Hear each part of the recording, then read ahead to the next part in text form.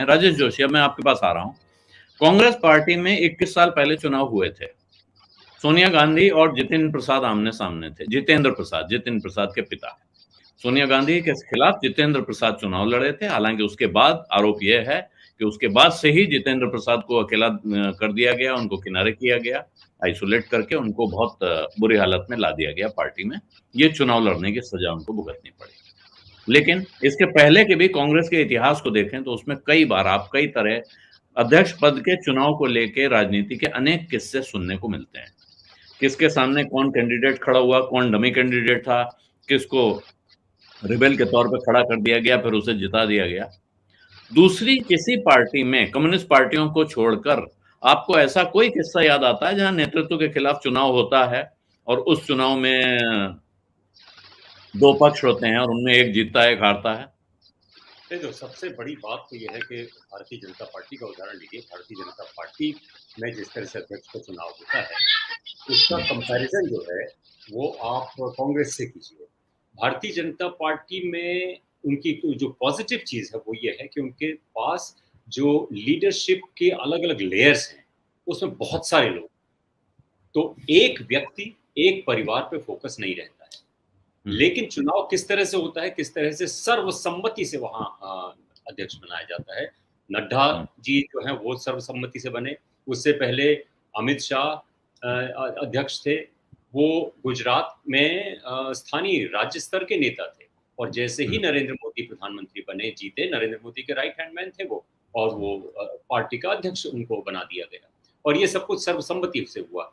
फ़र्क यही है कांग्रेस और बीजेपी में कि कांग्रेस के पास गिने-चुने 2-3 लीडर्स हैं, जिनका चेहरा बार-बार आता है। बड़े-बड़े पोस्टर्स में सोनिया गांधी, राहुल गांधी, प्रियंका गांधी, इन तीनों के चेहरे देख-देख करके जनता का जो भी रिएक्शन रहता हो, लेकिन भारतीय जनता पार्टी को एक मौका मिल जाता है कि ये तो परिवार वाली पार्टी है और इसमें इन 3 चेहरों के अलावा चौथा चेहरा नहीं है। बीजेपी में किस तरह से चुनाव होता है उसको उसके बारे में बहुत सारे लोग जानते हैं कि बीजेपी को एक वर्किंग ऑटोनॉमी ये सब तो है ही है, लेकिन नागपुर की इजाज़त या नागपुर की सहमति के बगैर बहुत सारे बड़े फैसले नहीं होते हैं। कम्युनिस्ट पार्टीज़ के बारे में भी ये आलोचना की जाती थी, बल्कि हमारे पूर्व संपादक प्रभाष जोशी इस बात को बार-बार ज़िक्र करते थे कि कम्युनिस्ट पार्टियों की आलोचना क्या होती है कि ज़िला स्तर की कमिटीज़ हैं, उनके चुनाव हो रहे हैं, सब कुछ हो रहे हैं, लेकिन अल्टीमेटली जो पावर है वो पोलित ब्यूरो के हाथ में है और पोलित ब्यूरो के बाद भी वो फिर वो जनरल सेक्रेटरी के हाथ में आ जाती है। तो इसमें हमको मुझे लगता है कि देखना ये चाहिए कि भारत में जो पॉलिटिकल पार्टीज़ का ढाँचा है, जिस तरह से हम लोग समाज में व्यवहार करते हैं और राजनीतिक पार्टियों का जो हायरार्की है उसमें व्यवहार किया जाता है, कहीं खोट वहाँ पर है। डेमोक्रेसी क्या होती है? अगर कि एक कैंडिडेट दूसरे कैंडिडेट के खिलाफ लड़ाई लड़े एक ही पार्टी के भीतर, वो जनतंत्र का सबसे बेहतरीन नमूना है।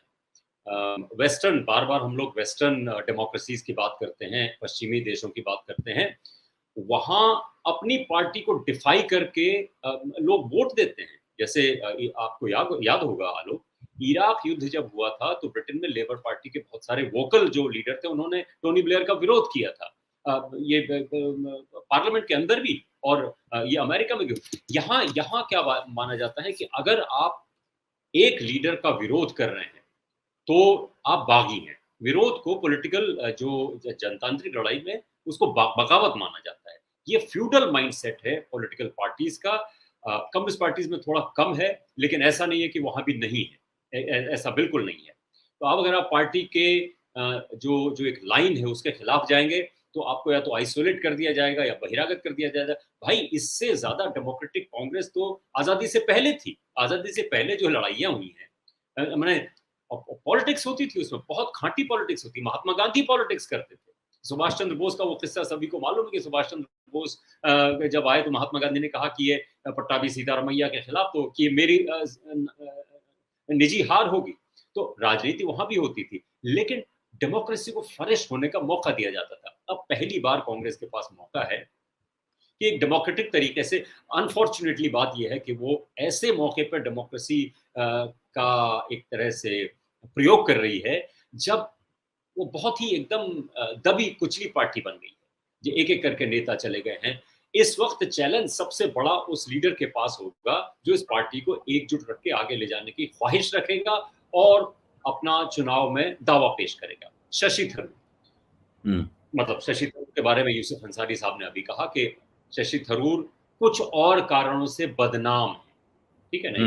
यूसुफ अंसारी सबको मालूम है कि क्यों बदनाम है। अब मान लीजिए उन्होंने दावेदारी अपनी पेश कर दी कि मैं कांग्रेस का नेता बनता हूँ।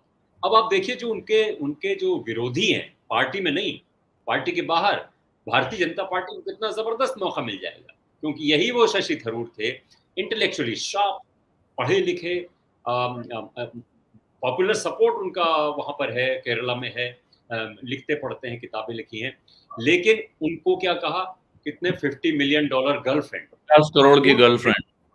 हाँ, उनको रिड्यूस उनकी पूरी इंटेलेक्ट और मेधा और उन्होंने जो कुछ किया उसको सिर्फ ये है कि वो उनकी गर्लफ्रेंड कितने $मिलियन वगैरह वगैरह जो भी। अब अगर वो दावा करते हैं तो उनको उन पर निशाना साधने के लिए बहुत सारा मसाला मिल जाएगा, बहुत सारा मसाला मिल जाएगा। एक तो ये कि ये उनकी जो पत्नी की मृत्यु हुई थी उससे सिलसिले में बहुत सारी सच्ची झूठी बातें कही गई, लेकिन दूसरी एक और बात है, वो आते हैं केरल से और वो बड़ी क्लिप्ड ऑक्सफोर्ड स्टाइल की अंग्रेजी बोलते हैं। कांग्रेस को इस वक्त जो है इंटेलेक्चुअल चाहिए, मास लीडर चाहिए, लेकिन अंग्रेजी बोलने वाला आदमी नहीं चाहिए। कांग्रेस की असली लड़ाई हिंदी बेल्ट की है। हिंदी बेल्ट का कोई खांटी लीडर हो, अगर वो कांग्रेस थ्रो अप कर सके तो वो एक बहुत बड़ी बात होगी। खांटी लीडर कह रहा हूं मैं, हिंदी बेल्ट का खांटी लीडर में न तो प्रियंका गांधी है न राहुल गांधी, फिलहाल तो मैं कहना चाहता हूं। ये जो राजेश आपने बात कही और शशि थरूर के बारे में, ये बात सबको याद भी नहीं होगी कि शशि थरूर थोड़ा सा चूक गए, वरना शायद वो संयुक्त राष्ट्र के महासचिव हो जाते अगर वो चुनाव जीत गए होते। वो बहुत समय तक अंडर सेक्रेटरी जनरल रहे हैं और वहां रहते हुए उन्होंने काफी नाम कमाया है और काफी भारत का भी नाम रोशन किया है।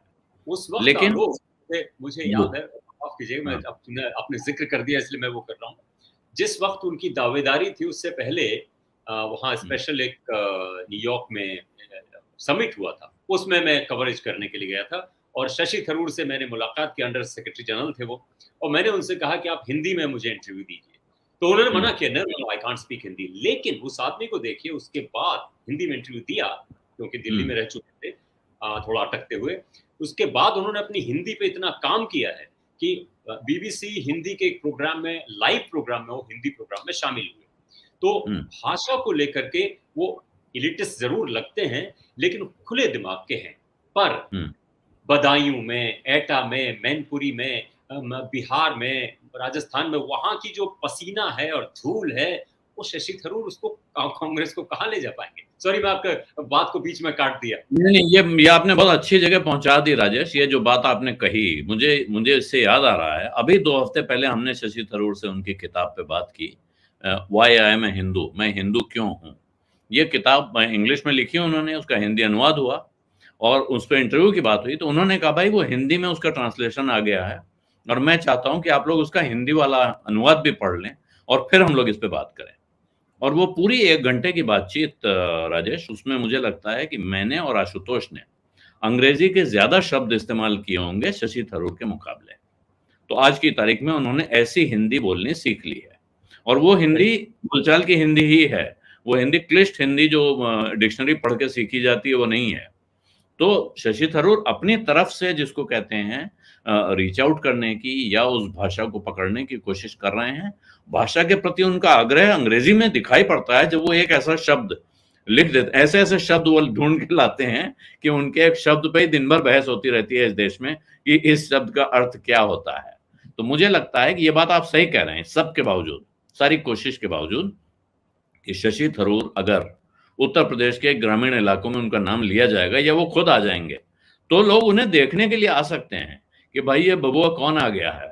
तो हो सकता है कुछ लोग छूने का प्रयास भी करें, लेकिन जमीन पे उनका असर और वो जो कनेक्ट, जो भारत में, उत्तर भारत में नेताओं का कनेक्ट होता है। शरद जी, मैं आपके पास आना चाहता हूं, क्या शशि थरूर में वो कनेक्ट बन पाएगा? लाख कोशिश कर लें, और अगर मान लीजिए उनमें नहीं बन पा रहा है, तो वो कौन होगा दूसरा व्यक्ति कांग्रेस पार्टी में इस वक्त? अशोक गहलोत का नाम आया, अभी यूसुफ ने बताया, वो पार्टी हाईकमान की पसंद होंगे या पपेट, जिस गुलाम नबी आजाद की जुबान में कहें तो। गुलाम नबी आजाद ने जो कहा उसमें ये भी कहा है राहुल गांधी आदमी बहुत अच्छे हैं लेकिन पॉलिटिक्स नहीं जानते हैं। तो वो कौन होगा जो आदमी भी अच्छा हो, पॉलिटिक्स भी जानता हो, कांग्रेस पार्टी को भी चला ले और ये G21 G22 को भी संतुष्ट कर ले कि जो बचे हैं उसमें जो निकल गए हो तो निकल गए, जो बचे हुए हैं वो भी थोड़ा संतुष्ट रहे कि भाई हाँ ये नया नेता हमारे लिए अच्छा रहेगा। हाँ, हाँ। गुलाम नबी की बात नहीं करें तो बेहतर है, क्योंकि वो खुद उस दरबारी पॉलिटिक्स के प्रोडक्ट रहे हैं और आज उनको वही दरबारी पॉलिटिक्स खराब लग रही, तो ऐसे लोगों के बारे में जो है I would not like to comment. लेकिन जहां तक इसका सवाल है, शशि थरूर की जो बात आपने कही, ये जो आपने पॉइंट आउट किया, और मैंने वो इंटरव्यू देखा है आपने और आशुतोष ने जो किया था उनकी किताब पे, मुझे देख के बड़ा बहुत ही आई वॉज प्लेजेंटली सरप्राइज। अब जैसे जैसे आप कह रहे हैं ना, हम लोग ज्यादा बीच बीच में अंग्रेजी के शब्द इस्तेमाल कर लेते हैं जो शशि थरूर ने नहीं करे उस इंटरव्यू में। और ये अगर इतनी आदमी में क्षमता है कि वो टोटली अंग्रेजी का, बहुत हाई क्लास अंग्रेजी का, जो ऑक्सफोर्डियन इंग्लिश बोलने वाला व्यक्ति अगर अपनी हिंदी इतनी अच्छी कर लेता है, बीच में एक बार वो लखनऊ भी आए थे, वहां पे उनका लोगों से इंटरेक्शन था और बहुत अच्छी हिंदी में ही बोले, तो मुझे लगता है उस आदमी में ये भी कैपेबिलिटी होगी, ये क्षमता होगी कि वो अपने आप को अडेप्ट कर ले देवरिया और बस्ती और बदायूं के एनवायरमेंट से और वहां के लोगों से।